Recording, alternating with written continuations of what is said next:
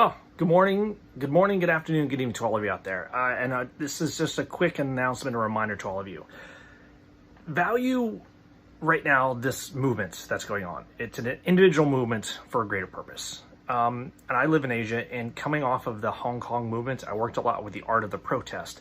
I do have one video on here called The Art of the Protest, and I did support a lot of the things going on for the Hong Kong movement.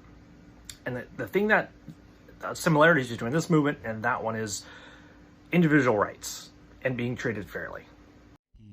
He says that the greatest of art, the masterpieces, really are the ones that stop you. We understand the ideals and injustices of life happen all around us. Well, this art goes after it, and it spreads the possibility for one person, for a moment, a minute, to become a protester, to become an activist, with a note, a message, a pen, a pencil, a drawing.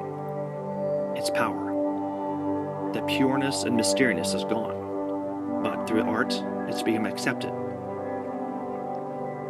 This art challenges and defines the normal acceptances of daily life.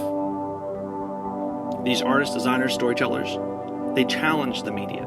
They challenge the stories and lies told by those in power. Art disrupts you. Right. Hong Kong had 5 demands, not one less. And it's important that, for all of us to get out there, just, as you're going to see in this next video, I want you to watch the whole thing. It's important to know that you have your own voice, and your ability to stand up and protest is important. And for Hong Kong, it was use of sticky notes, about all the artwork that was posted everywhere, and just, they couldn't do it. They would rip it down and it would go back up. And just for all of you, just know that holding the line, that is the form of protest, and that is what is going to send this thing to the moon and even farther off to Pluto.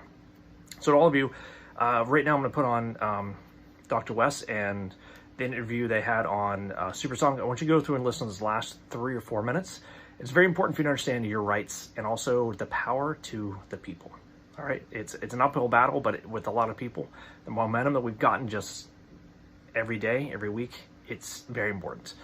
All right, because individual voice, it's there. All right, it's time for the poor to stop getting squeezed all the time. We have the power now. Let's use it. All right, use our individual voices, individual investment opportunities right here. It's there. All right, that's not the goal. We have a larger goal here as individual investors, individual retail investors. So yeah, thanks a lot to all of you out there. Stay strong. It's been a long journey. It will get harder, but the rewards are there. Now, this is the last question. Actually, there are 2 questions, but they belong together.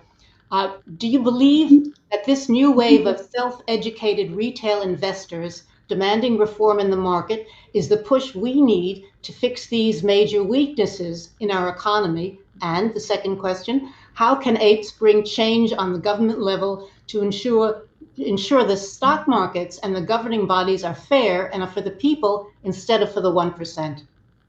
I tell you this, and I told friends ever since this GameStop thing happened, which don't forget, that company's in Grapevine, Texas, about 5 miles from where I grew up. So anyway, the point is, absolutely, this is critical. This group of apes, as they call themselves, need to be proud of what they're doing. They need to grow and grow and grow, and it needs to grow internationally also, because this is not just a U.S. problem.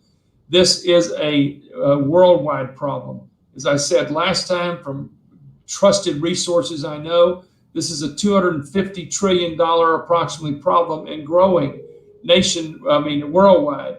What is it in the United States? I hear all kinds of numbers, but at least 100 trillion. Now that counts stocks, bonds, credit default swaps, derivatives, T-bills, for God's sake, that are being counterfeited. This all stems from electronically selling something you don't deliver. So what can you do? You can continue to grow. You can continue to speak out.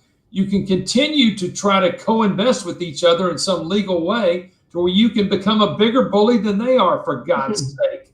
Pick out the companies that you think are meritorious and go stand up for them, okay? That's number 1. So nobody has ever thought about doing that like you've done. So hoo-ah, as they say, to you men and women who are doing that. Number 2, write your congressman, write your senators, send letters to the SEC, get on the internet, educate people, demand transparency, demand change. It is in its very base level, financial reform. It talks about me being, a legal advocate for financial reform. That's a nice way to say I'm sick of this crap and I'm going to stop it. Okay. So the bottom line is that you can be a big part of this.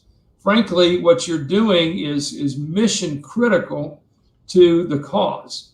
Keep it up. Do everything you can, every form of communication, every form of demand, every form that you can legally do it. Challenge the companies that aren't doing something to protect your interest. They owe you duties. They need to be doing something. So at the end of the day, you got to work against the companies that aren't doing anything. You got to work against the regulators who aren't doing anything and demand change. And until that gets to the point to where the people have rebelled long and hard enough, it's not going to change. Frankly, what we're doing is good. It exposes it. And what we're fixing to do, which is build it up and do a much bigger group of cases, that's coming, ladies and gentlemen. It's still not going to be big enough. It takes an enormous movement. Why? Because these people, are involved in the Fed. They're involved in the World Bank. They're involved in all of this. So this is what my friends refer to amorphously as the cabal. Okay, we're taking on the cabal. Who is that? Well, you'd have to kill me and shoot me because I really don't know. I know that there are I know who some of them are, I think, but I couldn't prove that in a court of law. I know it exists. It is a group of super elites and super wealthy people that control a lot of the world's economy. I don't know how big they are, who they are necessarily, but I know that they're involved in this and we need to stop it. We need to demand fairness, honesty, integrity, and justice. This is the land of the free, the home of the brave, justice for all. Never forget that, okay? And I can assure you, this Texas gentleman will not.